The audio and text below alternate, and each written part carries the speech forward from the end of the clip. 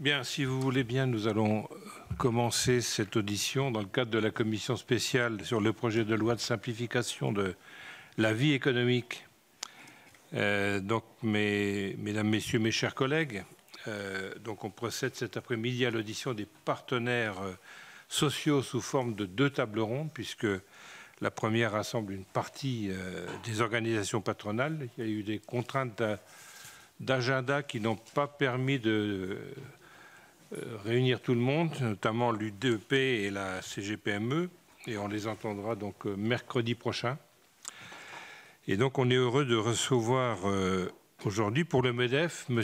Thierry Mallet, coprésident de la commission simplification et réforme de la sphère publique du MEDEF, président de Transdev et du groupement interprofessionnel du transport et de la logistique, M. Stéphane Damani, directeur adjoint à la direction économique du MEDEF.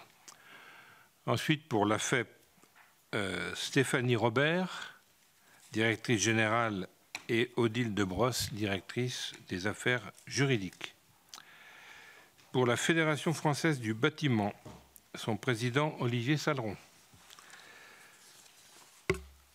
Donc, ce projet de loi de simplification de la vie économique qu'on va examiner donc en principe en séance le 3 juin est présenté comme ayant fait l'objet d'une large concertation avec les entreprises. Vous nous direz si c'est la réalité. Et il entend s'inscrire dans une démarche de simplification où la simplification serait la règle. Alors vous avez compris qu'on n'avait pas beaucoup de temps pour faire ce rapport, puisqu'on a mis en place notre commission spéciale le 7 mai. On a fait l'audition mardi du ministre de l'économie et des finances et Madame la ministre de la vie des entreprises, on va dire, Madame Grégoire et Monsieur le maire. Et on commence aujourd'hui, enfin il y a eu nos rapporteurs bien sûr travaillent chacun de son côté pour essayer de faire le maximum d'auditions. On fera des auditions aussi sur le terrain, parce qu'il est important d'avoir aussi de sentir le terrain. Ce n'est pas toujours les mêmes difficultés qu'on rencontre dans nos départements, dans nos entreprises rurales notamment. Donc on accepte de nous engager dans cette démarche malgré le peu de temps que nous avons. Cependant, nous avons des interrogations sur les mesures qui nous sont proposées. Certaines sont très précises, d'autres pleines de bonnes intentions mais très floues, comme les demandes d'habilitation faites par le gouvernement. D'autres enfin qui semblent d'abord politiques et pas forcément simplificatrices. Je veux parler du bulletin de paie. Il est donc important pour nous de prendre l'avis des premiers concernés et de recueillir votre avis sur la démarche et sur le contenu du projet de loi. Donc je vais d'abord vous céder la parole aux uns et aux autres, et ensuite donc Madame la rapporteure Catherine Di Folco, sénatrice du Rhône, vous posera aussi un certain nombre de questions. Et puis mes collègues aussi, si on a le temps, puisqu'on a une autre audition à 15h30. Et donc si on peut tenir dans les temps, ça serait parfait. Donc je laisse la parole à Monsieur Mallet. Ensuite, Madame. Monsieur le Président, Mesdames, Messieurs, Madame la Sénatrice, Messieurs les Sénateurs, Madame la Sénatrice, pardon. Merci de nous auditionner, d'auditionner le MEDEF dans le cadre effectivement de cette proposition de loi. Alors, première question, nous avons effectivement participé à son élaboration. On a fait remonter au niveau du MEDEF un certain nombre d'interrogations du terrain. On avait fait à peu près 80 propositions, dont une partie se retrouve dans le texte, pas tous, mais une partie est dans le texte aujourd'hui. Donc, je confirme bien qu'il y a eu un travail en amont qui a permis effectivement d'arriver à un certain nombre de mesures. Alors, on ne retrouve pas la totalité des mesures et on considère très clairement que ce n'est que la première brique d'un édifice plus global. Quand on regarde l'enjeu de la simplification, elle ne peut pas s'arrêter à ce simple projet de loi. On voit bien qu'on est face à une inflation, je dirais, normative. On a quasiment doublé le volume de la loi entre 2002 et 2022. On est passé, si on regarde le nombre de mots, de quasiment 20 millions de mots à 22 millions de mots à 46 millions de mots, quand on regarde les textes en vigueur. Donc on voit bien qu'on a une inflation, au moins en termes de quantité. Et donc il y a un vrai enjeu de simplifier la vie. Alors je ne vais pas revenir sur les évaluations économiques, elles ont été faites, le Sénat a fait un rapport. Elles sont indéniables et ça ne facilite pas la vie des entreprises de manière très claire. Donc tout ce qui permettre de supprimer effectivement des réglementations obsolètes, contradictoires et inutiles nous va bien. Tout ce qui va permettre de raccourcir les délais, en particulier les enjeux de recours, et de s'assurer que l'administration répond dans un délai imparti et qu'on ne perd pas trop de temps dans les procédures. On peut avoir des oui ou des non, mais qu'on les ait rapidement, c'est un élément important. Tout ce qui va permettre de numériser un certain nombre de procédures papier, de supprimer des certificats et d'avoir effectivement accès à de l'information simplement une fois et plusieurs fois va bien. Ce qui permet effectivement également de faciliter la vie des entreprises en renversant la charge de la preuve, en faisant faire que l'entreprise ne doit pas en permanence se justifier, mais l'administration doit démontrer que l'entreprise a fait des erreurs. Et un dernier point qui me paraît essentiel, parce que là on traite beaucoup effectivement, sauf quand on va parler du test PME, on va parler beaucoup du stock, mais pas tant du flux. Et moi, il y a un vrai enjeu, on le voit bien, face à cette inflation, il y a un vrai enjeu de flux, c'est-à-dire de mieux évaluer l'impact réglementaire et généraliser, et effectivement, soit de l'expérimentation avant de généraliser. Et ce que vous disiez tout à l'heure, il faut prendre le temps de la norme. Il ne faut pas aller trop vite. On l'a bien vu précédemment. Si on va trop vite, on peut se tromper. Ça décrédibilise la loi, on est obligé de faire des retours en arrière. Donc il faut prendre le temps de la norme. On va en avoir besoin de plus en plus avec la transition énergétique, les enjeux qui sont devant nous. Il faut donc s'assurer qu'on a des normes qui sont fiables, solides, qu'on peut mettre en œuvre. Et ça, c'est vraiment un enjeu pour nous essentiel. On le retrouve un peu avec le test PME, mais il faudra être probablement plus global dans le travail d'évaluation en amont, des mesures d'impact, des mesures d'évaluation, pour s'assurer que ce qu'on met en place est raisonnable. Voilà. Donc voilà un certain nombre de choix.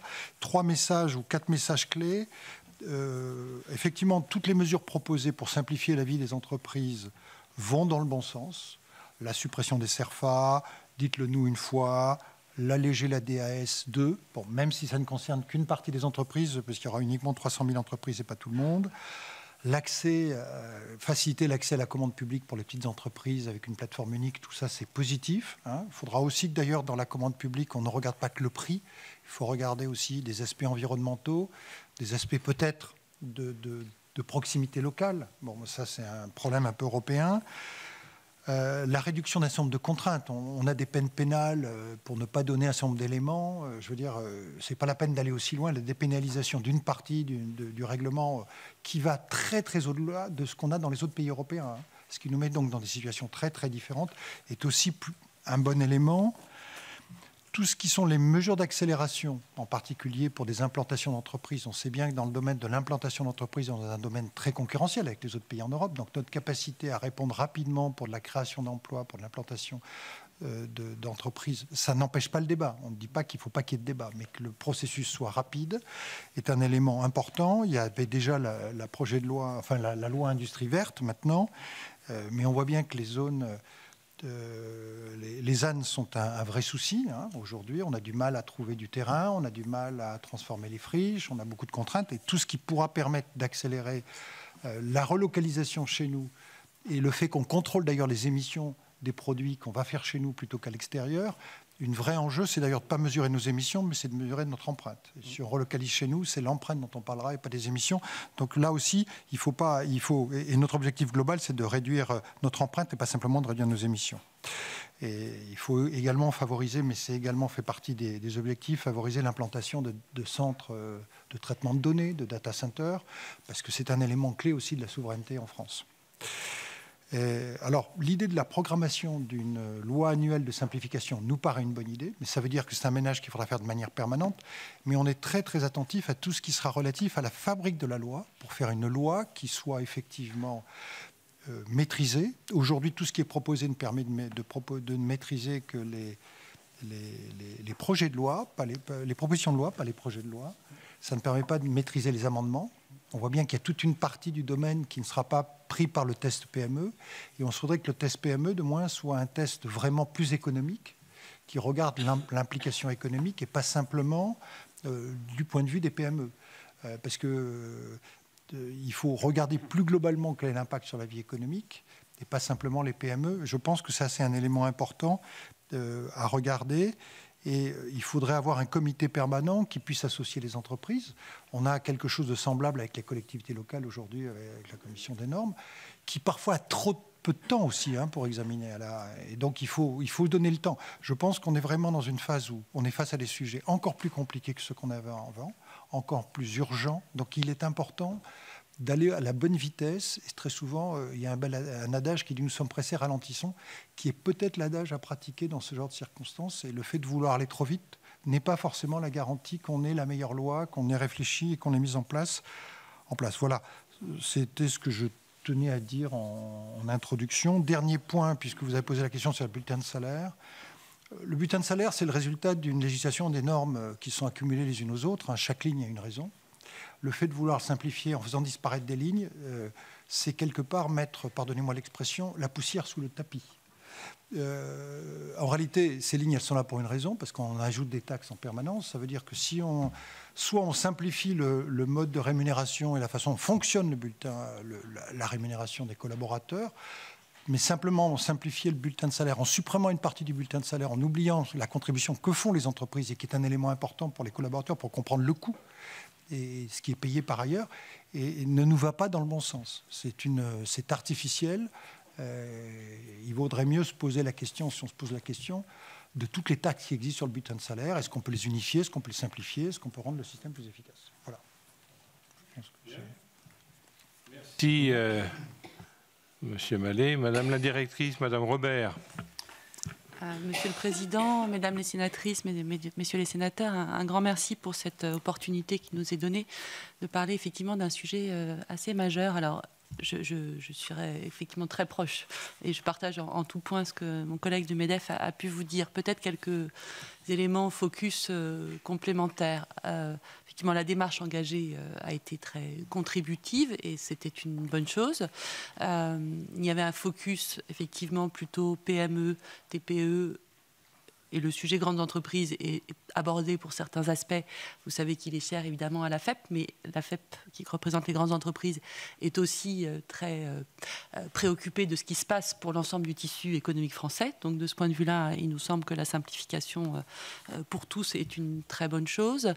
Un point très important effectivement soulevé également, qui est la différence entre le stock et le flux. Sur le stock, on fait un effort. On le fait alors en dur ou par loi d'habilitation. Je pense que pour certains aspects, effectivement, il faut se donner le temps aussi d'une rédaction plus approfondie. Donc l'habilitation, de ce point de vue-là, nous, en tant qu'utilisateurs de la norme, nous semble pertinent et se donner le temps d'un travail peut-être plus approfondi et en même temps en s'assurant qu'on va arriver dans des délais relativement rapides. La complexité de la réglementation, c'est vraiment un élément de la compétitivité et de l'attractivité, les deux vont ensemble, mais véritablement il faut se rendre compte de ce que ça représente sur le quotidien des entreprises et donc s'attaquer à ce sujet, s'y attaquer de manière délibérée, de manière durable, et d'où l'idée aussi de s'engager dans un process, est un élément indispensable dont il ne faut vraiment pas minimiser l'impact sur la durée. Beaucoup de pays européens l'ont mené dans des périodes passées, le Royaume-Uni, l'Allemagne, et les effets qu'en ont vu nos filiales, nos concurrents dans ces pays sont des effets réels. Et donc on a, je trouve, collectivement vraiment un travail à faire très important en la matière et qui produit des effets important. Donc je parlais de la différenciation entre le stock et le flux. Effectivement, le stock, on tente de s'y attaquer et on continuera. Le flux est quand même une énorme préoccupation. Alors, il n'est pas le fait que du normalisateur, législateur français, il l'est aussi du point de vue communautaire, européen. Et effectivement, à ce moment-là, la responsabilité nationale est peut-être moins forte, mais portons collectivement ce message aussi au niveau européen. Là, l'occasion qui nous est donnée au moment des élections étant le MEDEF, l'ensemble des organisations patronales ont pu souligner cet aspect-là. Mais je crois que la représentation nationale a aussi à s'intéresser à ces sujets. Et aujourd'hui, on a fait, ces dernières années, fait face à un flot de réglementation folle, dont la traduction se fait aujourd'hui. Alors, évidemment, avec une marge de manœuvre limitée pour la représentation nationale, mais encore une fois, je crois que le message, il faut qu'on le passe collectivement, et les premières années du prochain mandat doivent être l'occasion de réguler un certain nombre d'obligations. Et puis peut-être que de se dire que quand arrive cette régulation européenne, alors que la France avait une certaine antériorité, on y reviendra dans le détail, mais sur le sujet du reporting, notamment extra-financier, on avait en France une grande antériorité, on se retrouve avec une réglementation européenne transposée, mais on n'a pas, si je puis dire, nettoyé le reste. Et il faut redonner cette cohérence. Parce qu'on ne peut pas à la fois avoir absorbé tout ce stock et en plus le flux qui arrive et pour lequel on n'a pas engagé cette corrélation. Donc oui, c'est un gros travail et il faut accepter peut-être de revenir sur certaines spécificités françaises, mais qui sont portées dans un objectif communautaire de vision cohérente de certaines thématiques. Et voilà, et donc on a quelques suggestions à vous faire plus techniques pour justement s'assurer que dès lors qu'on a avancé sur ce reporting extra-financier, il y a des dispositions de l'ordre purement français qui doivent être corrigées. Voilà, c'est un des premiers aspects. Et puis après, effectivement, je m'associe sur le sujet du bulletin de paye. Il faut faire très attention à ces perspectives qu'on appellerait là de simplification, parce que derrière se jouent des choses absolument massives de compréhension de notre système, j'allais dire, de protection sociale, du financement de la protection sociale. Et il ne faudrait pas masquer la réalité du sujet. Alors, voilà. Et la compréhension collective, et nos concitoyens ont besoin, j'allais dire, d'une éducation financière, une éducation sociale, et ça passe par là. Si on simplifie trop, on risque aussi de passer à côté des vrais enjeux et du coup de ce qui peut faire levier ensuite pour des réformes qui nous semblent assez essentielles. Merci. Monsieur le Président Sadran. Merci beaucoup, mesdames et messieurs les sénatrices et sénateurs, mes chers collègues et amis. Donc j'interviens au nom de la Fédération française du bâtiment. Donc évidemment, je vais vous parler du bâtiment et des choses très précises. Il y aura peut-être des questions derrière, mais déjà ça, on va balayer pas mal. Je tiens juste à dire que je suis aussi un membre du comité exécutif du MEDEF, bien évidemment. Sachez que dans le bâtiment, et vous le savez tous d'ailleurs, la norme et la réglementation est présente. C'est un secteur, évidemment, qui regorge de normes et de réglementation et d'instabilité à la fois normative chaque année, annuelle, sinon quelquefois, j'allais dire mensuelle. Donc oui, une agilité du secteur, tant mieux. Alors quand on parle de simplification, c'est ce que j'ai dit à Bruno Le Maire, avec joie. Je participe une nouvelle fois à une réforme de la simplification, après toutes les réformes et tous les noms sémantiques qui ont pu précéder le mot simplification, et avec joie, nous avons croqué dedans et proposé beaucoup de choses. Vous savez aussi que les normes, et on est champion du monde en France dans le bâtiment au niveau de la construction, puisqu'on a les normes les plus hautes au niveau environnemental, avec la fameuse RE 2020 que nous avons appliquée le 1er janvier 2022. Voilà, donc aucun pays au monde n'impose des normes de construction aussi vertueuses environnementalement que la France. Eh bien, nous en sommes fiers. Ça a été compliqué de les mettre en place, évidemment, avec ce gouvernement, mais aussi de les digérer. Aujourd'hui, c'est fait et on avance. En revanche, eh bien, qui dit normes dans le bâtiment, qui dit réglementation, dit augmentation des coûts. Ça tombe mal. On a eu aussi en même temps... depuis 4 ans, le Covid et autres crises des matériaux et de l'énergie qui ont surenchéri le prix de la construction de 25%. Donc oui, il est fortement nécessaire de vraiment taper dans la simplification au plus, je veux dire, au plus dans ce secteur-là. Nous avons participé et donné nos contributions. Je vous l'avoue tout de suite, ce n'est pas cette réforme de simplification, aussi bien soit-elle menée, qui va aujourd'hui nous permettre de sortir de la récession qui a gagné le secteur.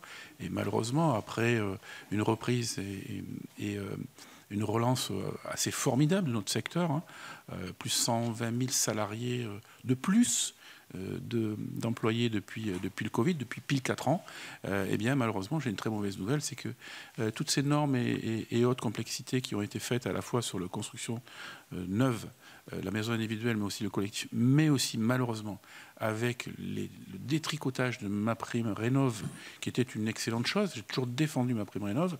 Et ça fait plus d'1 an que je conteste les nouvelles normes applicables au 1er janvier 2024. Résultat, on a encore parlé ce matin en bureau national, 65% de moins de dossiers de MaPrimeRénov', que ce soit en geste simple, que ce soit en rénovation globale, depuis le 1er janvier 2024 par rapport à l'an dernier, ce qui pour nous évidemment constitue une catastrophe. Donc simplifions, allons-y, on sera les premiers. Donc, moi, dans le détail, on peut donc évidemment saluer globalement toutes ces mesures-là. Par exemple, très concrètement, notamment sur l'obligation pour les personnes publiques, autres que les collectivités territoriales, de déposer leur appel d'offres sur l'outil de plateforme, Thierry l'a dit tout à l'heure, sur l'outil Place. Ça, évidemment, il faut le favoriser. D'autres mesures, d'ailleurs, peut-être non législatives, sont bienvenues aussi. La réponse des appels d'offres avec simplement un ciré. On est en 2024, on est pratiquement tout numérique. Nous, les entreprises artisans, je pense que l'administration, rien qu'avec le ciré d'une entreprise, est capable de décliner toutes les attestations, tout ce qu'il faut, toutes les qualifications, surtout, que l'entreprise possède. Donc un gain de temps, donc un gain d'argent.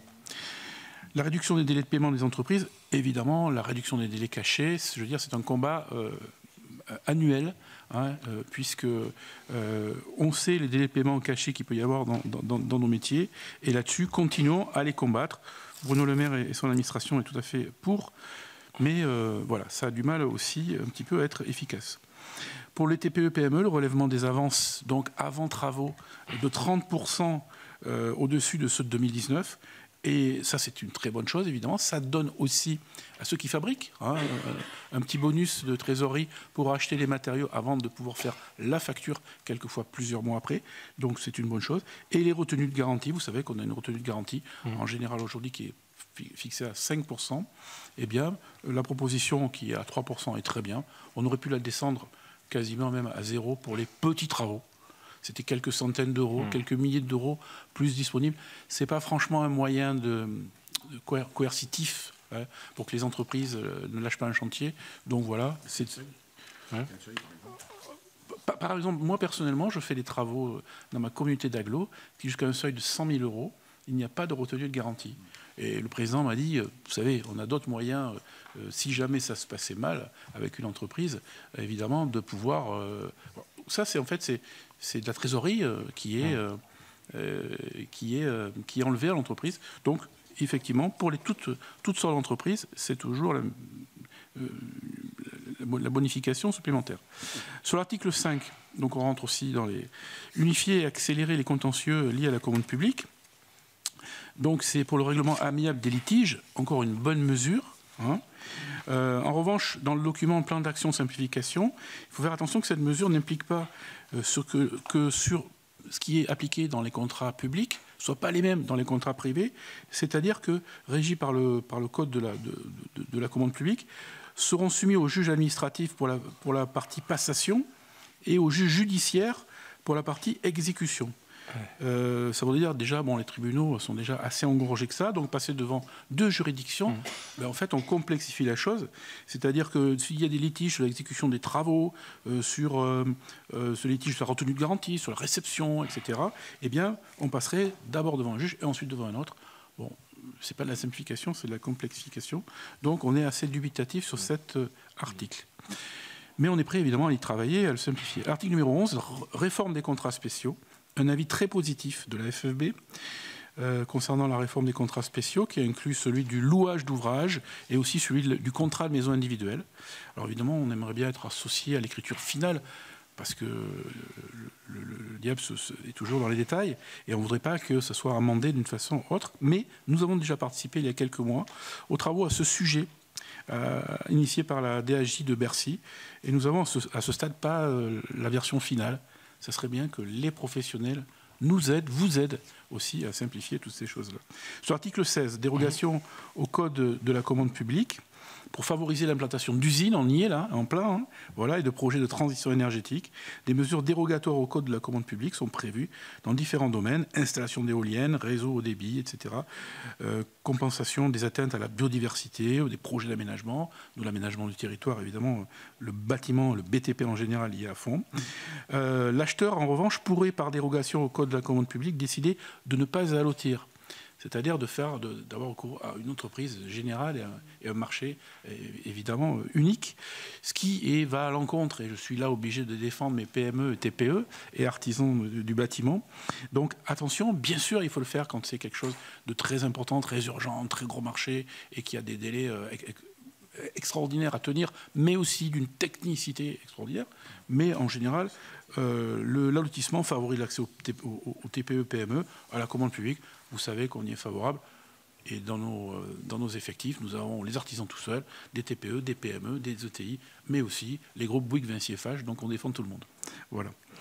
Le sous-traitant du titulaire du marché pourrait, par dérogation, renoncer expressément au bénéfice du paiement direct. Ça, c'est incompréhensible, parce que quel intérêt pour le sous-traitant de renoncer de facto au paiement direct, hein. En pratique, il est à craindre que...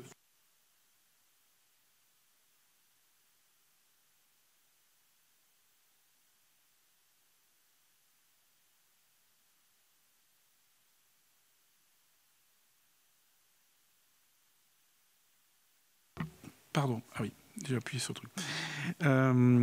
Donc, c'est une proposition qui constitue peut-être une petite complexification contractuelle pour les TPE, PME, qui ne sont pas forcément, il faut le dire aussi, très acculturés sur le phénomène de sous-traitance pure et de paiement direct. Donc voilà, protégeons-les. J'en finis par les articles 20 qui permet de déroger aux règles du PLU afin de contribuer notamment au déploiement des pompes à chaleur et des panneaux photovoltaïques. Vous savez, c'est pouvoir les installer sur des zones qui n'étaient pas forcément prévues. Bon, mais on est tout électrique aujourd'hui, on est toute pompe à chaleur. C'est un esprit et une direction gouvernementale. Eh bien, nous y sommes favorables, bien évidemment, pour mettre évidemment dans un cadre esthétique le plus possible. Bien sûr, toutes nos grosses machines grises ou marron qui ne sont pas forcément super belles, moi je les trouve très jolies en tant que plombier, chauffagiste, climatiseur. Donc voilà. L'article 24, pas de remarque, régime aux baux commerciaux instaurant un principe de paiement mensuel du loyer pour tout preneur qui en a fait la demande, avec une limitation de dépôt de garantie à 3 mois de loyer. Nous avons des adhérents qui sont preneurs et bailleurs, c'est parfait. Article 26, remplace le système d'autorisation par un système de déclaration pour la réalisation des travaux dans certains établissements recevant du public, afin de simplifier les travaux à l'intérieur des magasins situés dans l'enceinte de grands centres commerciaux. Parfait, c'est une mesure bienvenue aussi qui facilite l'obtention et aussi la réalisation des travaux en bonne intelligence. Sur tout le texte que vous nous avez proposé, nous aurions des amendements, nos souhaits. Alors, Bruno Le Maire nous a promis l'autre jour à la fin de tous les CERFA. Bon, il en apparaît encore. Alors, par exemple, le CERFA pour la TVA réduite, pour nos clients, il faut qu'ils cochent TVA réduite. Ben, écoutez, moi, mes clients... 2 fois sur 5, ils se trompent. Voilà. Donc, ça crée des problèmes derrière. Et bien sûr, il faut revenir. Donc, c'est des délais cachés aussi. Il faudrait peut-être... Et quelques recours. Voilà. Et quelques recours. Donc, peut-être remplacé par une petite mention sur le devis. Pourquoi pas? Je crois que ça serait bien. Il y a un autre CERFA aussi qui nous pose problème. C'est ça va vous faire sourire, mais faire un CERFA pour attester le respect des règles de construction, car le maître d'ouvrage qui s'y engage déjà dans un autre CERFA. Voilà. Donc le CERFA qui atteste l'autre CERFA. Voilà. Donc simplifions, allons-y, pour peut-être pas annuler tous les CERFA, mais en tout cas ceux qui font de doublons, évidemment que oui. Passer d'un régime de permis de construire à un permis déclaratif en zone d'activité commerciale et en lotissement soumis à permis d'aménager. Ça, c'est des choses, ben oui, il faudrait y passer. C'est des propositions que l'on a faites de nombreuses fois. Pour l'instant, on n'a pas eu, franchement, à part, j'allais dire, quelques compliments pour le travail qu'on a fait, mais pas de réponse.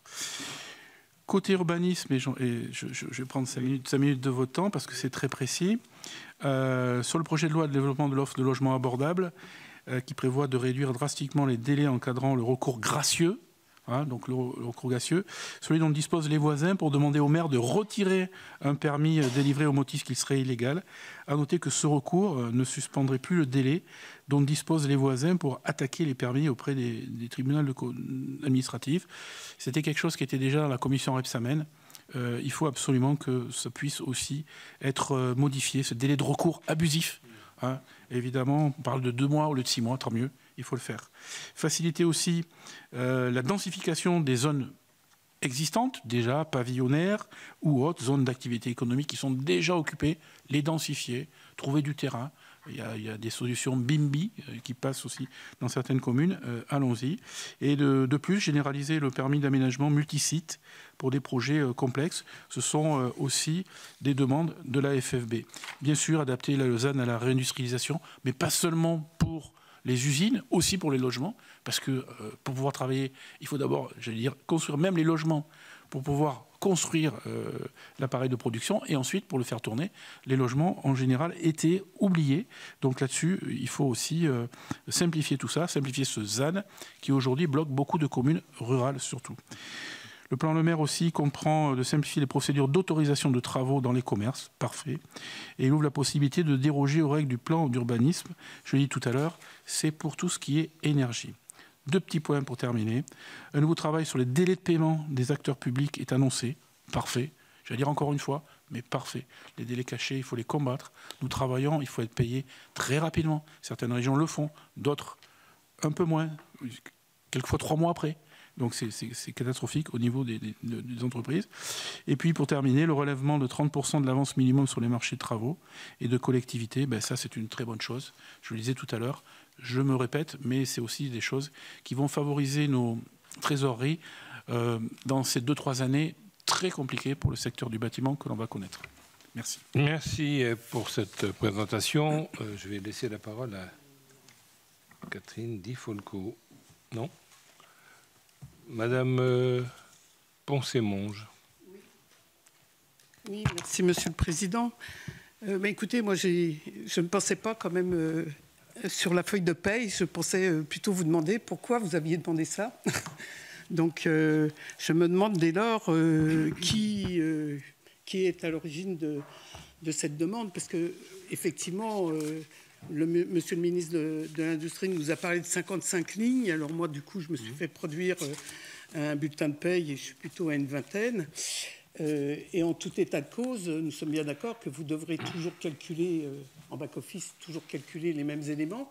Donc je ne vois pas trop ce que ça simplifie. Donc c'est plutôt une disposition, non pas de simplification, enfin nous c'est comme ça qu'on le voit, mais politique, voire idéologique. Alors vous avez parlé à juste titre qu'il faut comprendre le coût.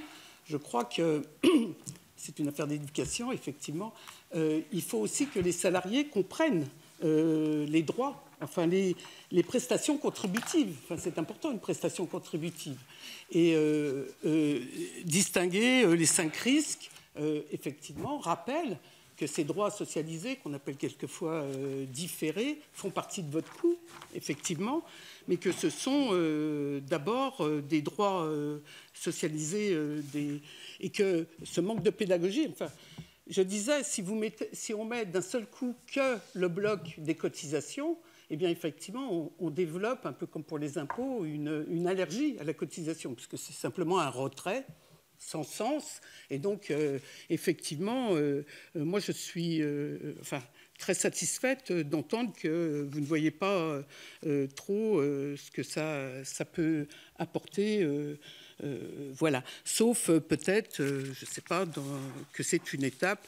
Et nous, moi personnellement, mon groupe, on est assez intéressés, j'aimerais que vous me disiez, pour que la ligne exonération, écrêtement, allègement de coûts soit toujours une ligne spécifique sur le bulletin de paye, parce qu'il est question dans cette simplification que ça soit intégré, c'est-à-dire que ça soit la ligne nette qui apparaisse, une ligne de vos contributions nettes des exonérations. Et moi, je pense que, pour différentes raisons, vous vous en douterez, et peut-être éventuellement d'efficacité et d'efficience de ces exonérations, qu'elles elles ne doivent pas être intégrées. J'aimerais avoir votre avis si vous êtes demandeur justement de cette disparition de la ligne d'exonération.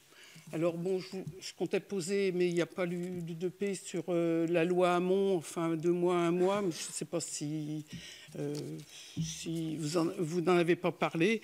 Et là aussi, j'aimerais savoir, enfin, si vous y êtes favorable, peut-être que vous nous donniez des cas où ce délai de 2 mois a empêché, entravé en quelque sorte, simplement la vente de l'entreprise, parce que soit on met 0, hein, et on est très clair là-dessus, on abroge la loi Hamon, soit on laisse ces 2 mois et on s'interroge plutôt sur le faible, mais quand même effet, enfin réel effet quand même, parce qu'il y en a un, de la disposition.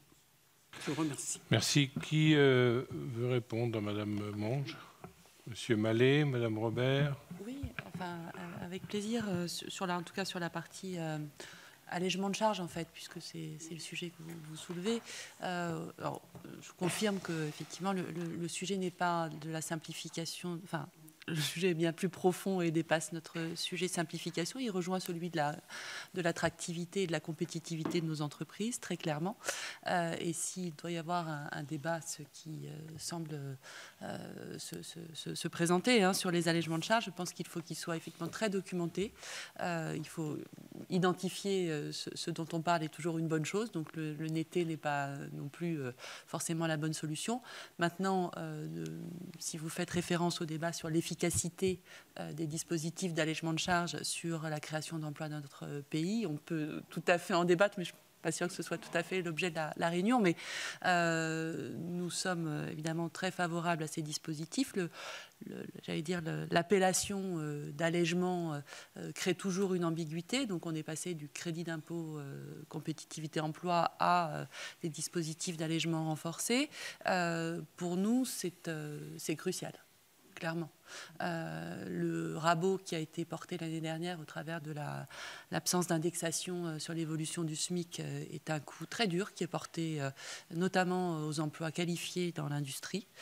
C'est un mauvais signal pour l'orientation en faveur d'une réindustrialisation ou d'une industrialisation à plus forte valeur ajoutée dont on a besoin demain. Et c'est probablement une mauvaise analyse de l'impact du coût du travail dans notre pays. Supprimer des allègements, ça veut dire augmenter le coût du travail. Voilà. Oui, pour qu'elle demeure dans la mesure où, effectivement, elle permet d'être identifiée. Mais si je comprenais que derrière votre question, il y avait un débat plus général sur si on le fait disparaître, ça pose un problème parce que le sujet des allègements est un sujet majeur.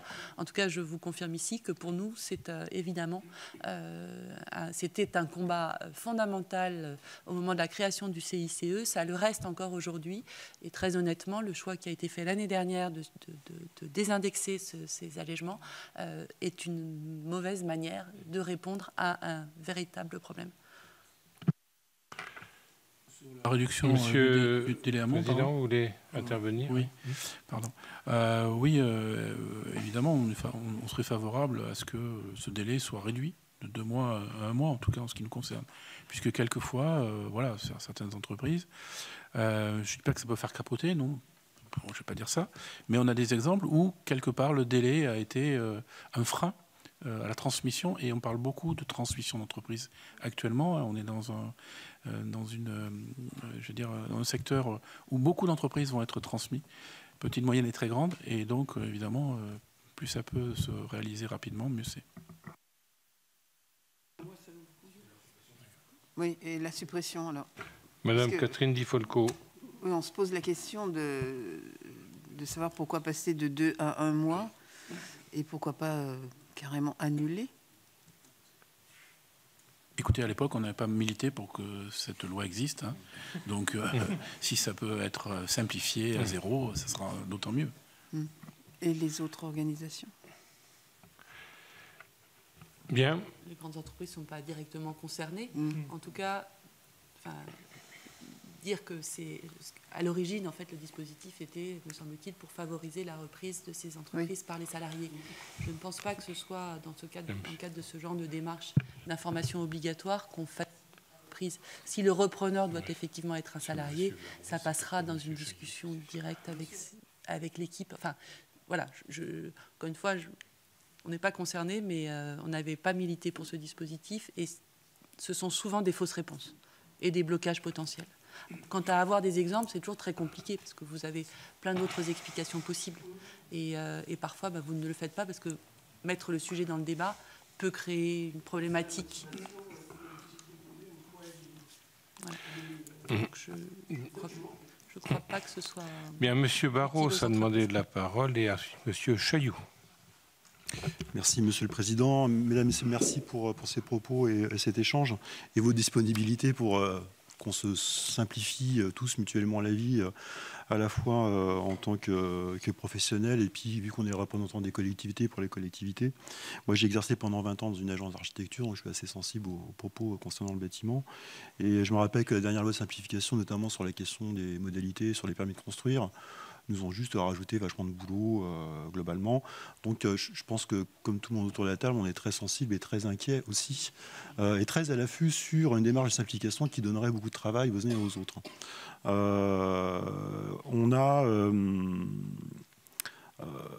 des expériences qui ont permis des simplifications, en tout cas du côté des services de l'État certainement, et je voulais vérifier auprès de vous si en effet ça avait donné lieu à de la simplification d'une manière générale par rapport aux professionnels. Il s'agit de la dématérialisation, notamment les systèmes de Chorus et autres de paiement qui ont atterri dans les entreprises il y a déjà quelques années et qui a été un véritable travail de dématérialisation, de simplification a priori. Et je voulais vous entendre sur si en effet ça a été quelque chose qui a été efficace de ce point de vue-là. Parce que ça peut interroger, parce que c'est aussi un système qui était assez complexe en termes de dialogue entre entreprises et collectivités et qui, en fonction des collectivités avec lesquelles on travaillait, était utilisé de manière tout à fait différente. Et pas toujours d'ailleurs tout à fait adapté au train de partenaires qui participaient au dépôt des mandatements, à leur validation et tout ça. C'est très techno, mais pour le coup, c'est quand même un sujet qui, au quotidien, peut engendrer un nombre d'heures incommensurable. Et vu qu'on a bien entendu que le temps, c'est de l'argent, et que tout ça, ça contribue ou pas à l'attractivité des entreprises, je pense qu'on est souvent dans des machins, le diable est dans les détails, qui peuvent être assez redoutables en termes d'efficacité. Deuxième sujet, le texte qui nous est présenté, une trentaine d'articles, qui balaye un ensemble de sujets assez divers, mais très liés au monde de l'entreprise, introduit une notion de dérogation à la règle. Et moi, je m'interroge fortement sur cette notion de dérogation, sur l'efficacité selon l'angle de la simplification.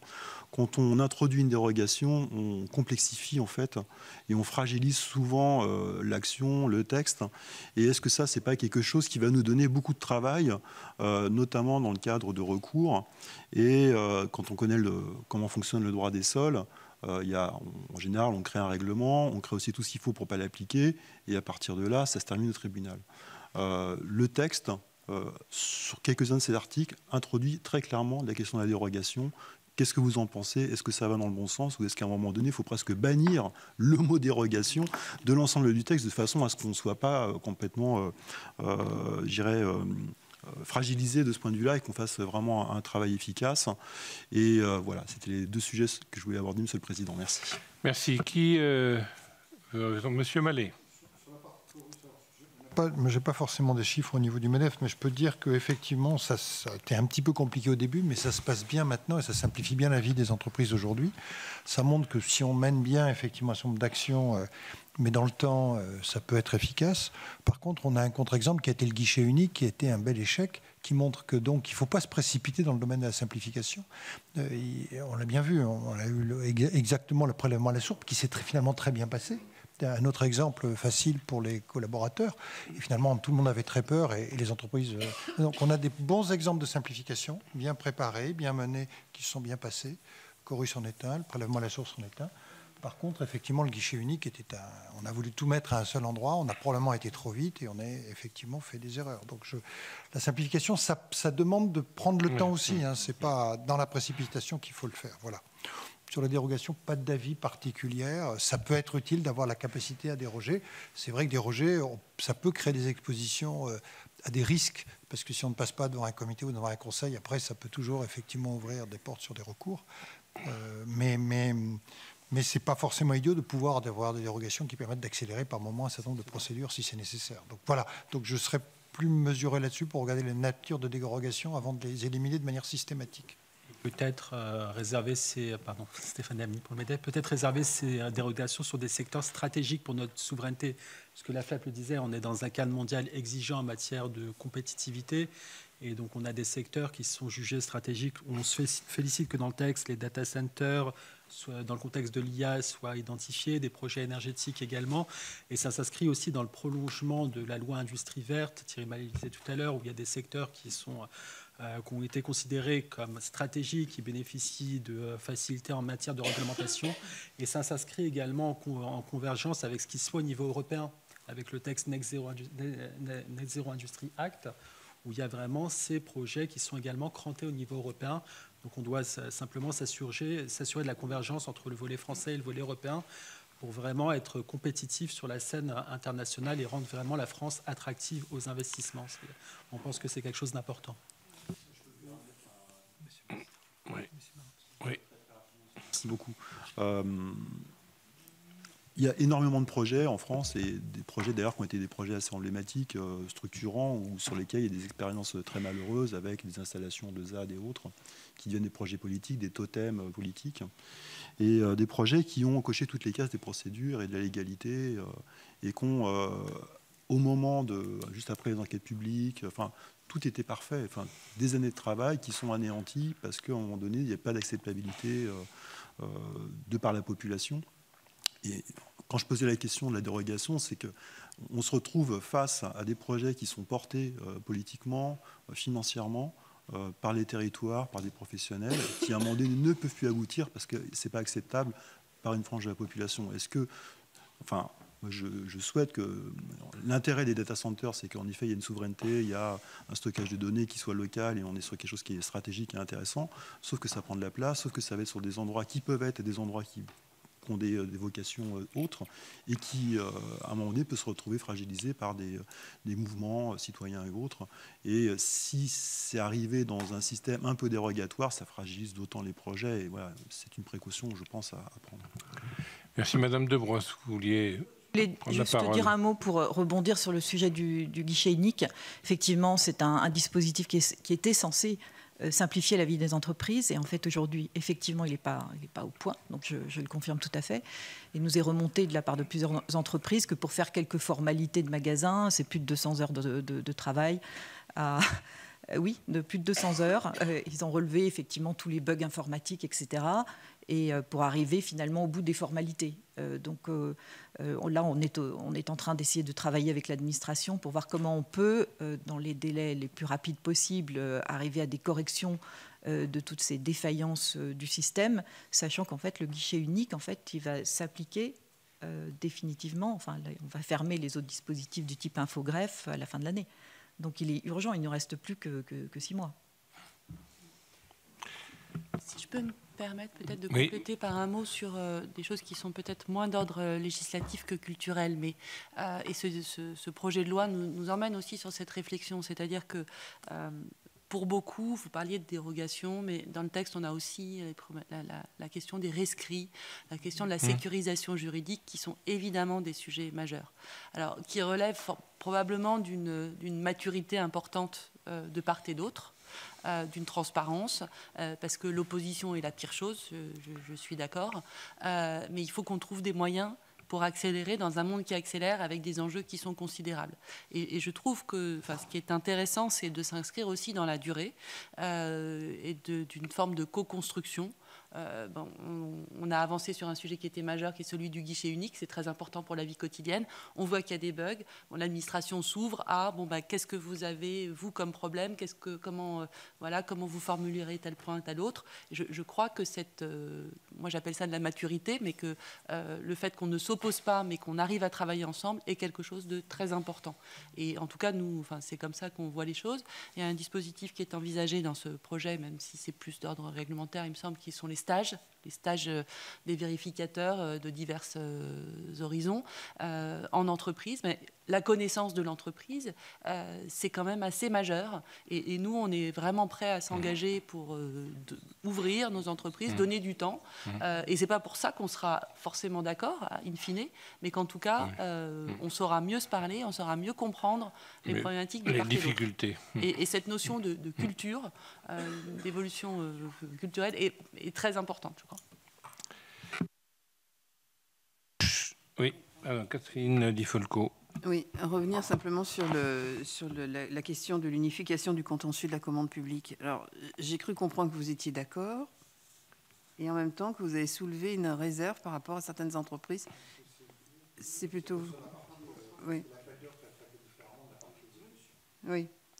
Parce que le Conseil d'État fait une remarque aussi dans ce sens en disant que il convient de ne pas surestimer les avantages de la mesure en termes de simplification pour les entreprises, car elle peut à son tour soulever des interrogations ou complications pour les acheteurs et leurs co-contractants. Donc, est-ce que vous rejoignez cette remarque du Conseil d'État ?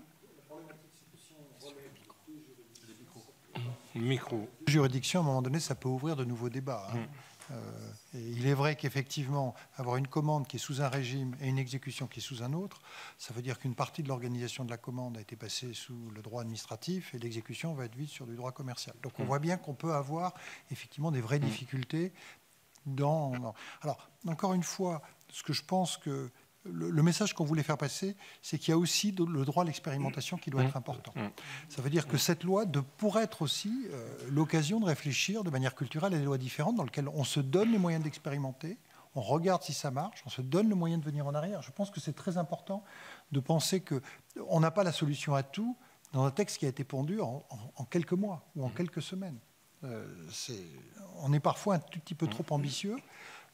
D'ailleurs, le rapport, si vous le regardez bien, le Conseil d'État dit qu'il n'a pas eu le temps de regarder et de faire l'assessment de cette loi. Ah oui, il le dit, le Conseil d'État. Donc ça veut dire qu'on voit bien qu'on est malheureusement dans le cas de la loi, même l'étude d'impact de cette loi-là, même si on trouve que c'est bien sur le principe, il y a un certain nombre de choses qui méritent peut-être d'aller un tout petit peu plus loin, de se dire, ça paraît simple.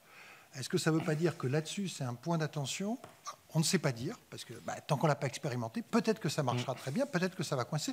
En tout cas, ça vaut la peine de mettre un point d'attention dessus et de se dire, au moins, ce qu'on a aujourd'hui, on le connaît. Le problème des tribunaux administratifs, c'est qu'ils sont extrêmement longs. On nous a promis qu'ils ne sont pas forcément compétents dès qu'on a des domaines techniques. Le vrai problème, c'est qu'ils sont compétents en droit administratif, mais pas forcément sur un contentieux sur un chantier, parce qu'il n'y a pas les experts qui viennent. Donc on voit bien qu'on se dit, si un contentieux sur un chantier avec le client, un tribunal commercial sera plus douté. Mais on voit bien que ça ne va pas se résoudre en un coup de cuillère à peau et on va recréer de la complexité ailleurs. Donc ce n'est pas la solution parfaite. Et moi je pense que dans la fabrique de la loi, le fait de s'assurer qu'on a bien mesuré l'impact, qu'on a repéré éventuellement des endroits sur lesquels on dit ça pourrait être expérimental, et dans 2 ans, si ça n'a pas marché, on revient à autre chose. Ce sont des éléments qui pourraient nous faire avancer, parce que culturellement, je pense que ce sont des éléments qu'il va falloir introduire dans notre façon de construire la loi pour faire une loi de qualité, puis une loi qui puisse être, à certains moments, ou temporaire ou même réversible. Non, mais moi, je vous suis tout à fait, puisque c'est vrai que la responsabilité du normatif, il y a le gouvernement, mais il y a aussi les parlementaires. On est tous responsables. Mais aussi nos concitoyens, parce qu'avec qui en veulent toujours plus, et c'est vrai que ce qui a été fait au Conseil constitutionnel, le principe de précaution, a certainement amplifié le phénomène. Et nous, on étudie beaucoup la simplification dans la délégation aux collectivités territoriales. Et on s'aperçoit que il y a des choses qu'on pourrait faire.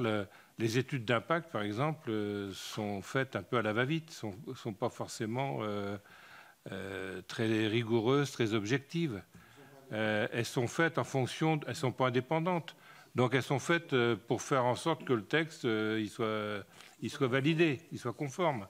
Donc c'est tout ça qu'il faut qu'on revoie. Et on a imaginé aussi, par exemple, des textes avec des clauses guillotines. C'est un peu ce que vous proposez, c'est-à-dire qu'au bout on les fait fonctionner pendant 3-4 ans, puis au bout d'un moment, si ça ne fonctionne pas, on les arrête, quoi. Comme on a prévu aussi de la différenciation, de la proportionnalité aussi en fonction du nombre d'employés dans les entreprises, comme nous pour le nombre d'habitants dans les communes. pourquoi on ne pourrait pas faire de la proportionnalité en fonction de l'ampleur des entreprises. Je pense que ça peut être aussi des éléments qui sont intéressants. Alors, oui. C'est vrai que c'est pas un mal français, parce que je pense que ça se fait aussi ailleurs, mais étude d'impact avant toute loi, avant toute réglementation, étude d'impact, planification, la planification, c'est ce qui nous manque, et ensuite expérimentation aux clauses guillotine. Je crois que tout le monde est d'accord là-dessus. Bah oui. Aujourd'hui, c'est pas la réalité, et donc on fait beaucoup de choses, et maintenant on fait une réforme de la simplification. Pardon, juste. Allez-y, madame. Désolée, mais sur cette notion d'étude d'impact, il y a l'étude d'impact économique, mais je trouve aussi cette question qui aujourd'hui prend vraiment du sens sur la faisabilité et le temps, enfin le rapport, le coût-bénéfice, si vous voulez. Et il faut savoir mesurer aussi. Effectivement, on peut collectivement ou individuellement avoir des envies de normalisation de tel ou tel point, mais c'est quoi dans la vraie vie des entreprises? Et ça, aujourd'hui, le sentiment de nos entreprises, et ça ne vient pas que du législateur national, je le redis, mais c'est qu'on a trop tendance à réguler de façon dans des silos, telle ou telle thématique, qui en fait, en réalité, vont converger sur une même entreprise. Et en plus, on ne va pas avoir pensé le comment. Et ça devient un enfer. En se disant, et alors je reviens, peut-être que je prêche un peu pour ma paroisse, mais les grandes entreprises seraient grandes, seraient staffées et auraient les moyens, et donc on peut mettre les choses compliquées. Mais enfin, on peut mettre effectivement du monde pour faire du reporting et de la gestion de normes. Et de la c'est la proportionnalité. Oui, pardon, mais si je peux me permettre, sauf qu'une fois qu'on a mis les gens pour faire ça, on ne les a pas mis au développement. Et on ne l'a pas mis à la croissance de l'entreprise. Mais c'est ce qu'on appelle aussi des études d'options et d'opportunités. C'est-à-dire est-ce qu'il faut faire ce texte ou pas? Parce que l'étude d'impact, c'est une fois qu'elle est lancée. Mais déjà, est-ce qu'il faut la mettre en œuvre? C'est déjà ça. Alors je vais laisser Monsieur Mallet. Ce que je voulais dire, c'est que l'étude d'impact, il y a quand même un petit travail préalable à faire. Je vais vous donner un exemple. Quand on fait une loi de transition énergétique, si on n'évalue pas le coût de la tonne de CO2 évitée, le jour où on va la mettre en œuvre, on s'aperçoit qu'il faut tellement d'argent pour le faire qu'on ne le fait pas. Et on va s'arrêter au milieu du gué. Donc il y a des moments où on se dit, mais par contre, il y a d'autres endroits où il y a des tonnes que je peux éviter à 50 €, à 100 €, démarrant par là. Si ça me coûte 1 000 € la tonne, est-ce que je démarre par ce secteur-là? Et donc ça veut dire que simplement commencer à chiffrer l'impact, à voir le coût-bénéfice, en se disant, je commence par les choses simples, parce que notre but, c'est de décarboner au maximum. Donc on va commencer par décarboner ce qui coûte le moins cher. Et puis après, on va continuer de décarboner vers ce qui est le plus cher. Et puis si la technologie évolue. Et donc je pense que c'est important, pas simplement de faire un catalogue de ce qu'on a envie de faire, mais de regarder aussi l'impact pour la vie économique, pour la vie des entreprises. Et ce coût, par exemple, de la tonne carbone est un vrai enjeu. Sinon, on va s'étouffer parce que le budget de l'État ne le supportera pas si on est trop cher. Et donc, je pense que ça fait partie du type de mesure. Évidemment, on voudrait supprimer les passoires thermiques, mais qu'est-ce qui est le plus efficace? Qu'est-ce qu'on fait en premier? Qu'est-ce qui nous fait 80% du chemin? Et les 20%, on les fera plus tard, où la technologie nous aidera. C'est important, et ça manque cruellement, cette dimension économique, dans beaucoup d'études, où on n'a pas cette mesure. Parce que si on veut faire beaucoup, il faut commencer par ce qu'il y a de moins cher. Voilà. Donc, je le mentionne parce que c'est un élément qui me paraît important. Depuis un moment. Si, au contraire, je trouve que l'échange est plutôt utile et intéressant. En tout cas, il est très ouvert. Et je pense que c'est aussi l'objectif de ce type d'audition. Moi, je ne peux que partager ce que vous avez dit, Président, sur l'inflation législative, normative, réglementaire. Et très honnêtement, moi qui suis nouveau parlementaire dans le département du Loiret, je salue ma collègue d'ailleurs qui vient d'arriver, c'est vraiment où je suis frappé par cette inflation, quoi. Enfin, je veux dire, y compris dans des délais qui ne nous permettent pas, et c'est le cas, ça a été dit, enfin, les délais qui nous sont donnés pour étudier cette loi qui a des aspects aussi un peu fourre-tout, il faut le dire, hein, où il y a un certain nombre de choses qui soulèvent beaucoup de questionnements. Et d'ailleurs, si on en juge au nombre de messages qu'on reçoit les uns et les autres, de l'ensemble de fédérations, de partenaires, etc., on voit que viennent se greffer un certain nombre de choses. Et donc, c'est véritablement, on est aussi, nous, confrontés à cette même contrainte. C'est-à-dire, vous avez dit, à juste titre, il faut prendre le temps pour la norme. sentiment que moi j'ai, c'est que on le prend de moins en moins. Et c'est là l'une des difficultés. Moi, j'avais peut-être deux petites questions. La première sur les tests PME, parce que vous nous avez dit, mais il faut aller plus loin, il faut voir plus largement.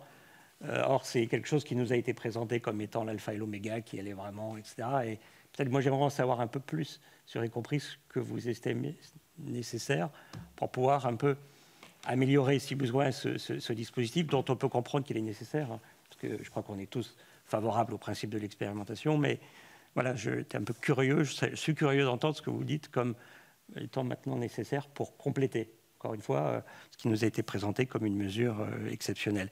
Et puis une deuxième question qui n'est pas forcément liée directement au projet de loi, mais peut-être en réaction aux propos du président Salron, et on comprend pleinement, on partage bien évidemment la situation, sur MaPrimeRénov'. Et là aussi, je crois qu'on a été nombreux à dénoncer tout ce qui s'est passé. Mais ça soulève aussi un autre problème qui est celle de la stabilité aussi des normes. C'est-à-dire, c'est pas seulement l'inflation, mais c'est aussi que ça change. Et ça, c'est vraiment l'exemple type. Et donc, la question que je voudrais vous poser, c'est la dernière évolution. Est-ce que vous estimez que ça va être de nature, parce que les chiffres que vous avez donnés, 65% de moins depuis janvier, est-ce que d'après vous, ça va être de nature un peu à freiner un peu cette tendance ou pas? Voilà. Donc, ce n'est pas directement lié au projet, mais c'est vraiment un sujet qui nous préoccupe, y compris localement. Merci. Président Salron. Deuxième question, même si la première évidemment m'intéresse. Sur MaPrimeRénov', c'est le cas typique d'une complexité annuelle, hein, par des décrets ou par le PLF de chaque année N-1, qui est voté au mois de novembre et qu'on doit appliquer à nos clients au 1er janvier. La dernière mouture, évidemment, a voulu prôner la rénovation globale, etc., mais avec un accompagnateur Rénov', très bien, c'est nous qui l'avions demandé, sauf que l'accompagnateur Rénov', il n'y en avait même pas un tiers sur le territoire. Donc la catastrophe des dossiers ont tous été non traités. Et aujourd'hui, malheureusement, sur ce type de rénovation globale, moins 65%, c'est simple. Nous avons fait 6% de l'objectif qui avait été demandé par le ministre de la Transition énergétique. Sur 200 000, il y en a à peine, donc 6%, voilà, donc qui ont été faits, 11 000, 12 000. Donc voilà la catastrophe. On a mis en place quelque chose sans étude d'impact, sans planifier, sans expérimenter. Quelque chose qui fonctionnait plutôt pas mal, mais qu'il fallait amplifier. Voilà, c'est tout. 700 000 dossiers quand même, hein, sur MaPrimeRénov'. Moi, je ne suis pas un des pourfendeurs de MaPrimeRénov'. C'est bien plus simple que ce qui se faisait avant, pour vous dire. Donc voilà. Mais 700 000 dossiers. Voilà. Donc ça a été la première chose. Et puis sur les gestes simples, une complexité, c'est-à-dire chaque fois que l'on voulait faire isoler un mur ou une fenêtre, par exemple, eh bien, il fallait systématiquement, à partir du 1er janvier, changer sa chaudière pour une pompe à chaleur ou autre, même si sa chaudière, on l'avait changée il y a un mois. Vous imaginez bien le surcoût aussi pour les particuliers, même si les aides, il faut le dire, sont là, sont nombreuses, voilà, mais pas suffisantes pour le reste à charge qui est toujours un problème. Donc là, c'est pareil, moins 75% de dossiers en début d'année. Vous imaginez bien que ce type de travaux touche l'ensemble de nos entreprises, mais beaucoup les plus petites et nos artisans. La détresse dans laquelle il a été fait. Donc, au vœu de M. Béchu, il nous a convoqués, invités en urgence les deux organisations patronales bâtiments pour dire il faut qu'on trouve un truc là, ça va être la cata, ça commence à être la cata, que faisons-nous? Bon, ben, il y a eu deux solutions trouvées qui ont correspondu à peu près à ce qui se faisait l'an dernier. Hein. Donc, c'était quand même très vertueux au niveau environnemental. Et je vous le dis, on l'a proposé le 15 février dernier. C'est en place que depuis hier. Le 15 mai, on a attendu 2 mois supplémentaires pour le mettre en place, 3 mois d'ailleurs, 3 mois supplémentaires pour le mettre en place. Vous imaginez bien le nombre d'artisans, d'entreprises, petites TPE, qui ont attendu jusqu'à hier, depuis le début de l'année, pour faire tamponner leur devis et valider leur devis pour que leurs clients puissent avoir une aide. C'est catastrophique. Et là où j'en reviens, c'est que malheureusement, vous allez le voir vous revenir. C'est-à-dire que pour le PLF 2025, donc on est au mois de mai quand même, hein, on est 15 mai, le PLF 2025, on va vous proposer de revenir à la situation du 1er janvier, c'est-à-dire de revenir. Alors, j'espère qu'il y aura assez d'accompagnateurs Rénov', très bien, tant mieux. Voilà, mais le reste à charge sera toujours un problème pour les modestes et les très modestes. Je vous rappelle qu'une rénovation globale, c'est entre 40 000 et 70 000 euros. Hein. Même si la personne en reçoit 90%, eh bien, les modestes et très modestes, pour donner quelques milliers d'euros, auront toujours des problèmes. Alors, je sais bien qu'il faut faire un éco-prêt à taux, machin, etc. Oui, c'est possible. Mais aujourd'hui, les priorités pour le pouvoir d'achat sont ailleurs. Et donc, on veut nous revenir à ce qui existait, et ce que l'on a dénoncé, et ce qui n'a pas fonctionné. Alors là, ça a été expérimenté pour le coup, pour l'année 2025, au 1er janvier 2025. Donc, ces mesures que l'on a remises en place et remises sur les rails, j'espère, en tout cas, pour 7 mois de 2024, seraient encore une fois modifiées courant fin 2024 pour le 1er janvier 2025. Je ne vous la fais pas sur ce qui existe aujourd'hui sur le neuf, où on est évidemment à moins 30, moins 40% de construction neuve. Ça, plus ça, plus ça, le bâtiment, malheureusement, je vous l'ai dit, a perdu 23 000 équivalents temps plein au premier trimestre 2024, ce qui est décevant au vu de tout ce qu'on pourrait faire justement en construction vertueuse environnementale et surtout isoler tous les bâtiments, je veux dire que ce soit d'ailleurs d'habitation et aussi bâtiments publics. Monsieur le Président, Monsieur Mallet. Si on revient effectivement, alors une première notion importante, c'est que très souvent on va faire des distinctions entre TPE et grandes entreprises. Il faut rappeler que quand les PME vont travailler avec les grandes entreprises, malheureusement, elles vont devoir suivre les mêmes règles. Hein. Donc il ne faut pas créer deux mondes complètement étanches. Il y a des moments où on peut simplifier pour les TPE des normes, des choses comme ça. Mais dans la relation commerciale et la CSRD, c'est un vrai problème. C'est-à-dire que le reporting environnemental, on va le leur demander, parce que sinon, on ne pourra pas travailler avec eux. On va travailler de manière préférence avec les gens qui ont ce même reporting, puisqu'on est obligé de l'intégrer dans le nôtre. Si on n'a pas des fournisseurs qui ont effectivement ces mêmes normes environnementales, ça ne va pas marcher avec nous. Et on voit bien que cette réglementation européenne, qui ne s'applique qu'aux grands groupes, en fait, elle va contaminer les petites entreprises. Si c'est effectivement une petite entreprise locale, elle ne l'aura pas. Mais si elle veut travailler demain avec un grand groupe sur un chantier plus important, eh ben, elle sera obligée de rentrer dans la logique globale. Donc il faut être attention en croyant qu'il y a deux univers totalement disjoints. Donc l'histoire le test PME, c'est un premier pas dans la bonne direction. Donc je vais dire, et puis quand le chemin est long, parce que je pense que cette simplification, il faut en faire quelque chose de très systématique. Ça veut dire qu'il faudrait une commission simplification au Sénat. C'est un travail chaque année. Il faudrait qu'on regarde les textes, qu'on vérifie à la fin de l'année comment ça s'est passé, qu'on vérifie qu'il n'y ait pas trop de surtransposition, parce qu'on a aussi un problème systématique en France. On fait de la surtransposition systématique de règles européennes, on en a parlé, mais en plus on a une tendance à en rajouter dessus. Et donc, pour moi, il faut vraiment faire un test économique qui n'est pas simplement qu'un test entreprise. Alors, si ce test est une première étape dans la bonne direction, c'est très bien. Mais je veux dire, à un moment donné, si on ne fait pas un test économique, je l'évoquais tout à l'heure, pour regarder les impacts de CO2, pour regarder l'impact sur la vie de l'entreprise, et pas simplement vu du est-ce que le patron de la PME va passer plus de temps parce qu'il aura plein de papiers à remplir, si c'est que ça, on va se tromper d'objectif. Le but, c'est de regarder si économiquement, ça améliore notre attractivité. Et c'est pour ça qu'il faut en faire vraiment un test économique, en prenant évidemment l'angle de la PME, mais pas simplement un test pour regarder si le patron de la PME, la TPE, il s'en sort bien avec cette organisation-là. C'est ça l'objectif. On voit bien que cet enjeu économique est un angle mort de beaucoup de lois. Il n'est pas regardé. Et il est important d'avoir une entité autonome dans lequel peuvent être présents un certain nombre d'acteurs, dont les représentants des entreprises, sont un élément important dans l'évaluation, dans cette étude d'impact préalable, avant que les lois viennent au Parlement, ou au Sénat, à l'Assemblée, pour que vous puissiez avoir l'avis des entreprises qui vous disent c'est bien, c'est pas bien.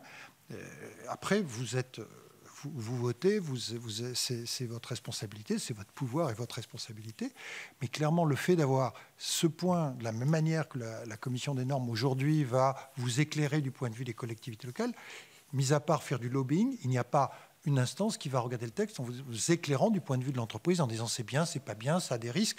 Et après, l'État décide. C'est normal, le gouvernement, enfin, il n'y a pas de problème. Mais je pense que cet angle est indispensable. Et prendre le temps de le faire, ça permet le débat, ça permet d'améliorer la loi, de dire il y a des règles, on va les tester. Et moi, ça me paraît important pour avoir de la norme de qualité. C'est-à-dire qu'on ne peut pas continuer à faire de la norme en se disant tous les 4 ans, il faut supprimer tout ce qu'on a fait parce que ça n'a pas été bien fait.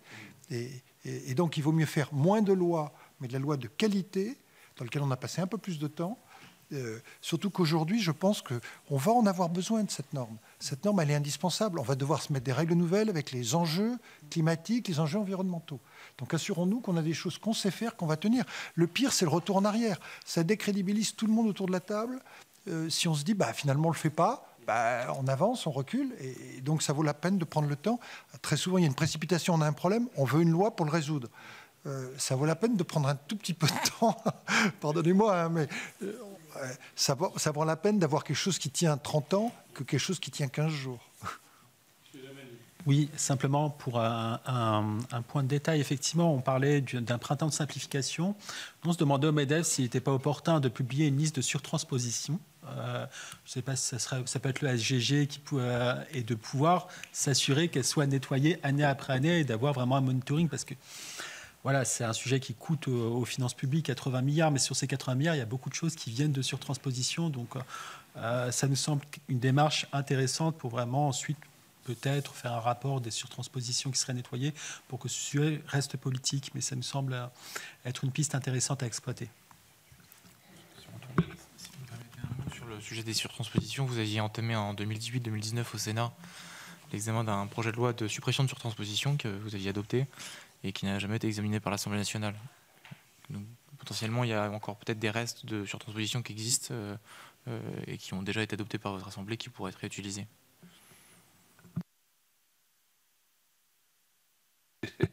Une circulaire qui a été publiée il n'y a pas très longtemps et qui demande effectivement que que ce soit en référé au Premier ministre qui doit donner son autorisation en cas de demande de surtransposition.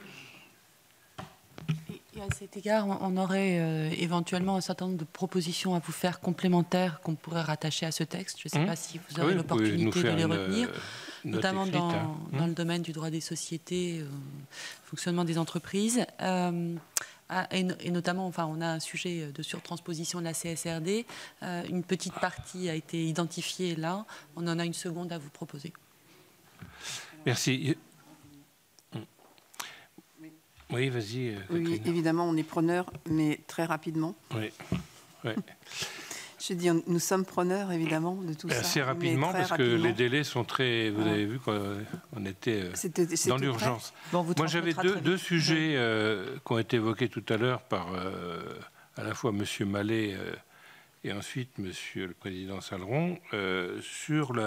Vous avez évoqué le Conseil national d'évaluation des normes que nous avons d'ailleurs aux collectivités territoriales, dont le président est Gilles Carrez, et avant c'était M. Lambert. Alors c'est vrai que c'est intéressant parce qu'on étudie les textes avant les mettre en séance. Le problème, c'est qu'ils ont peu de moyens, donc c'est toujours fait dans l'urgence. Et on arrive à la marge à toucher à quelques règles, mais moi je trouve que ça serait un bon moyen dans la mesure où on leur donne les compétences, les personnels suffisants, parce qu'ils sont 2 ou 3 personnes à travailler sur des textes. On leur demande parfois 2 jours avant la séance de travailler dessus. Mais l'idée me paraît bonne, je ne sais pas comment vous voyez les choses. Et puis sur le deuxième sujet, c'est le point des recours abusifs. Moi, je pense que c'est un vrai sujet pour les implantations d'entreprises, etc., où parfois on a vraiment des recours abusifs pour faire en sorte que les choses ne se fassent pas. Comment vous voyez, vous, un moyen de réduire ce nombre de recours abusifs? Bon, il y a des problèmes de délai. Après, est-ce qu'il y a... Dans certains pays, pour faire un recours, on vous demande de verser des cautions. Je ne sais pas, comment vous voyez les choses sur le problème de la limitation des recours abusifs, qui, pour moi, aujourd'hui, est un gros problème dans de nombreux domaines. Sans avoir la solution juridique sur étagère, je pense que le sujet de la transparence et de l'intérêt à agir est assez majeur. Si je peux me permettre, le Sénat a fait un beau travail sur, par exemple, les actions de groupe dans le cadre de la proposition de loi en cours d'examen. le dispositif proposé par l'Assemblée élargissait considérablement l'intérêt à agir, ce qui en soi n'est pas un problème. En revanche, n'y associait aucune transparence sur les auteurs de l'action de groupe, hein, le porteur de l'action de groupe. Et ça, c'est très dangereux. Et donc, cette transparence me semble très importante. Ouais.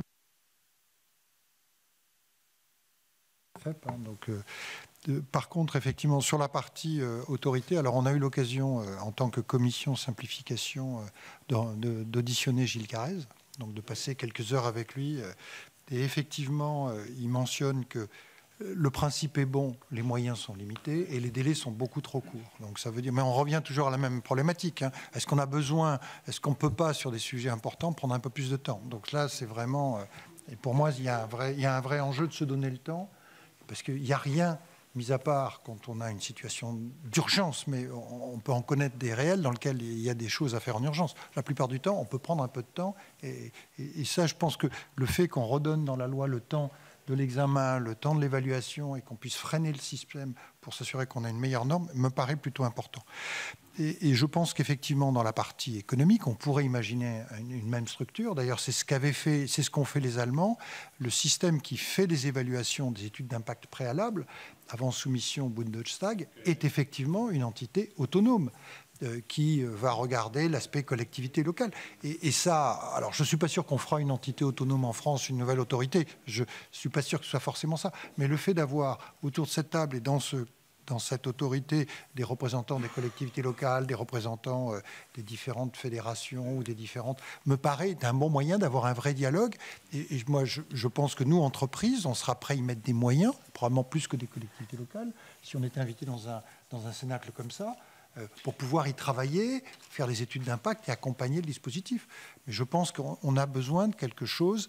Et c'est pour ça que le test PME est un peu court, parce que on voit bien qu'on pourrait faire beaucoup plus que simplement un test PME en mettant des fédérations, de l'UDP à la CGE-PME, au MEDEF, pour avoir un peu tout le monde, pour pouvoir avoir un avis sur les lois, des études économiques. Et voilà. Donc moi, je pense qu'il y a une piste là vraiment à explorer.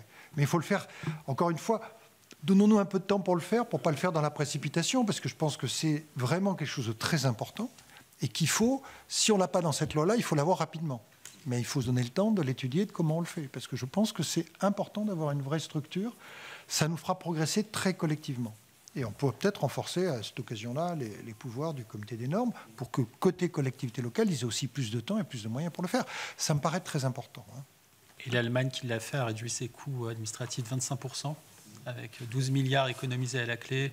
On aurait pu donner l'exemple du Royaume-Uni, des Anglais qu'on a également vu. Et donc ça a été très vertueux lorsque ça a été mis en place dans ces différents pays. Très bien. Alors, Madame Robert. Je m'inscrivais complètement dans la logique de Thierry Mallet, mais pour compléter effectivement ce que vous disiez, hein, ce qui est très important sur le test PME, qui est peut-être une ébauche, hein, nous, on est très intéressés, mais effectivement l'effet rebours hein, de mettre des seuils, parce que par définition, si j'ai un test PME, c'est que quelque part j'ai mis des seuils puisque j'ai décidé ou pas de mettre la norme. L'effet de l'application indirecte de la norme n'est absolument pas neutre. Plus on met d'exigences de conformité sur certains acteurs qui sont évidemment inscrits dans une chaîne de valeur, ces obligations se reportent sur d'autres, qu'on le veuille ou pas. Enfin, et c'était tout l'enjeu, et c'est tout l'enjeu de CSRD, mais c'est l'enjeu aussi du devoir de vigilance. Quand on exige de quelqu'un qu'il soit effectivement vigilant et qu'il documente son plan, il doit demander à l'ensemble des gens avec qui il interagit s'ils sont eux-mêmes compliant avec cette obligation. Et c'est une très bonne chose, mais il faut attention à mesurer l'effet de dilution dans l'ensemble du tissu économique. Sauf, et c'est là où ça devient très dangereux, à dire qu'effectivement, pour ne pas mettre la pression sur les plus petits, on ne travaille plus avec eux. Enfin, voilà, donc vraiment, j'insiste beaucoup sur ce point, non pas pour me plaindre, mais pour faire attention à... Il n'y a pas de solution très simple, justement, en la matière, quoi.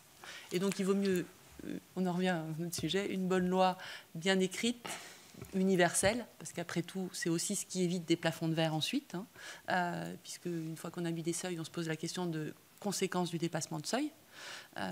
Et là, on se dit, ah ben non, mais on en a mis trop, et donc ça évite de grandir, enfin, ça interdit de grandir. Voilà. Merci, Monsieur le Président Saleron. Sur les recours abusifs, j'ai déjà dit, ça fait déjà 3 ans qu'on y travaille après la commission Rebsamen. Il y a tout à l'intérieur. Quand on voit que les recours abusifs vont être divisés par 2, pourquoi pas? Mais en tout cas, oui, il faut peut-être qu'il y ait des sanctions aussi quand c'est abusif, quand ce recours est porté par quelqu'un qui habite à 800 km et en fait, il n'y a aucun intérêt dans ce projet-là. Donc il y a ces choses-là. Je crois qu'aujourd'hui, il y a beaucoup adhèrent à ce propos. Ensuite, sur tout ce qui est conseil d'évaluation, alors je souscris tout à fait à ce qui vient d'être dit. Un exemple, je reviens sur la RE 2020 qui a quand même changé drastiquement les normes de construction en France. Eh bien, annoncé fin novembre 2021, ou 2020, pardon, fin novembre 2021, appliqué le 1er janvier 2022. Donc en fait, on n'a eu que 2 mois avec un temps pour les organisations patronales de consultation qui a duré à peu près 1 mois et demi seulement. Donc on voit bien que avant de sortir aussi des normes aussi drastiques, aussi importantes, les professionnels n'ont pas été assez consultés. Les grandes fédérations qui représentent le PIB important de la France ont tous évidemment beaucoup de salariés et beaucoup d'ingénieurs. On a 800 salariés sur l'ensemble du territoire, dont de nombreux ingénieurs. On est capable aussi de collaborer avec tous ces services de l'État.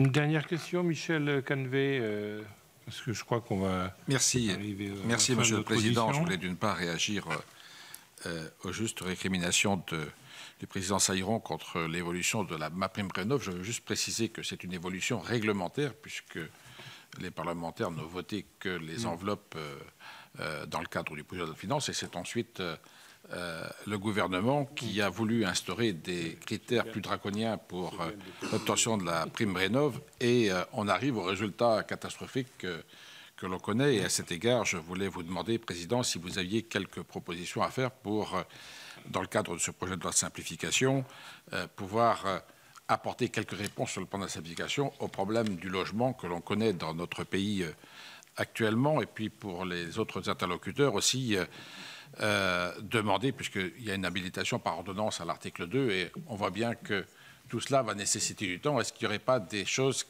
qu'on pourrait introduire dans le dur tout de suite dans le texte et qui permettraient d'apporter quelques mesures de simplification bienvenues pour la vie des entreprises? Merci Michel. On va essayer de chacun quelques minutes, mais pas sur trop, la simplification de MaPrimeRénov', n'y touchez pas. Oui. Depuis hier, voilà, par le gouvernement, ce que je voulais, mais vous avez aussi évidemment pignon sur rue et pignon gouvernemental. Je sais bien, ce qui a été fait hier, ne touchez pas, au moins jusqu'au... Laissez-nous au moins 2 ans, enfin j'en sais rien. C'est un vœu peut-être un peu idéaliste, mais c'est un minimum que l'ensemble des entreprises, l'ensemble aussi s'approprie, hein, l'appropriation de la part des clients, c'est important, d'embarquer tout le monde, c'est le plus important. Donc surtout, ne revenons pas là-dessus. Ça fonctionne, ça décarbone la France. On décarbone lentement la France, mais on y va. On ne va pas décarboner, on ne va pas sauver la planète malheureusement en 1 an. Il nous fera peut-être 10, 20 ans, 30 ans. Prenons-les. Ensuite, sur le logement pur, c'est ce fameux prêt à taux zéro qui a été complexifié. Budgétaire, voilà, mais parce que pas accordé à l'ensemble du territoire. On l'accordait juste aux zones tendues. Et puis maintenant, on joue, alors j'exagère un peu aux fléchettes, on va dire, tiens là, on va mettre cette zone en tendue, donc ils auront droit au PTZ. Donc on en a créé 220, maintenant on en a créé 800, très bien. Va-t-on arriver aux 1300 EPCI françaises? Tant mieux, ça voudrait dire qu'on aura mis le PTZ partout. Attention, il n'est toujours pas sur la maison individuelle. Nos Français, jeunes, moins jeunes, modestes, eh bien, on en fait encore. Alors, effectivement, quand on interroge les Français, 83% veulent une petite maison individuelle, même en verticalité. C'est pas la peine de s'étendre. On peut construire. On a bien fait les lois Loucheur à un moment donné. Hein. J'habite dans une, hein, donc petite maison qui les unes à côté des autres, qui tenait très peu de foncier, donc qui n'était pas forcément aussi à imperméabiliser le sol. Donc c'est une chose. Et puis il va bien falloir aussi, ça n'a rien à voir, mais remplacer le Pinel par quelque chose qui sort de l'épargne peut-être des Français, qui peuvent aussi acheter des logements pour les louer aux plus modestes. Parce qu'aujourd'hui, la crise du logement, je pense que vous la connaissez comme moi. Voilà. Bien sûr. Largement. Monsieur Mallet, pour le dernier. Alors, je vais simplement revenir. On a eu l'occasion de travailler également avec Thierry Mandon sur les sujets de simplification. Son plus grand regret, c'est de s'être attaqué simplement au stock et pas au flux. Oui. Donc, clairement, si vous pouvez faire quelque chose, c'est faire qu'on n'en refasse pas plus. Et simplifier, c'est bien, mais on a l'impression de gravir une montagne qui monte en même temps qu'on avance. On est en train de ramer vers l'horizon. Donc, quelque part, ça veut dire que si on peut commencer, c'est l'élément du test PME ou d'un test qui demain fait en sorte que la norme qu'on va produire demain, elle est déjà beaucoup plus raisonnable, ça permettra de s'attaquer au stock. Mais si on s'attaque au stock, mais qu'on ne fait rien sur le flux, on sera dans la même situation dans un an, voire pire. Merci, monsieur Mallet. Madame Robert, pour conclure. Non, je confirme tout ce que vient de dire Thierry Mallet. Effectivement, je rejoins encore une fois monsieur Mallet pour le problème de nos... En France, on vote entre 45 et 50 textes de loi par an. Chez nos collègues voisins, ils sont entre 15 et 20 textes. Ça, c'est déjà la première chose. Donc, plus il y a de textes, plus il y a de normes, de réglementation. Et puis après, c'est à nous aussi, peut-être, on a cette part de responsabilité, parce qu'on va aller trop loin, trop dans le détail de chaque texte. On n'est pas dans le droit souple. Et on dépose des centaines d'amendements parfois qui viennent se télescoper. Et c'est ça peut-être aussi où il faut qu'on se régule un peu à notre niveau. On a aussi notre part de responsabilité. On est tous d'accord là-dessus, mais il faut qu'on fasse chacun notre discipline, chacun le gouvernement, la haute fonction publique, tous ceux qui gèrent les décrets et les réglementations. Comme on l'a vu pour le ZAN, hein, on nous a sorti un décret qui était complètement à l'envers par rapport à ce qu'on avait voté. Bon, c'est tout ça qui génère de la complexité et qui devient donc une crise normative. Voilà. En tout cas, merci à vous. Merci pour... Merci, Monsieur le Président. Désolé, je dois partir. Ah.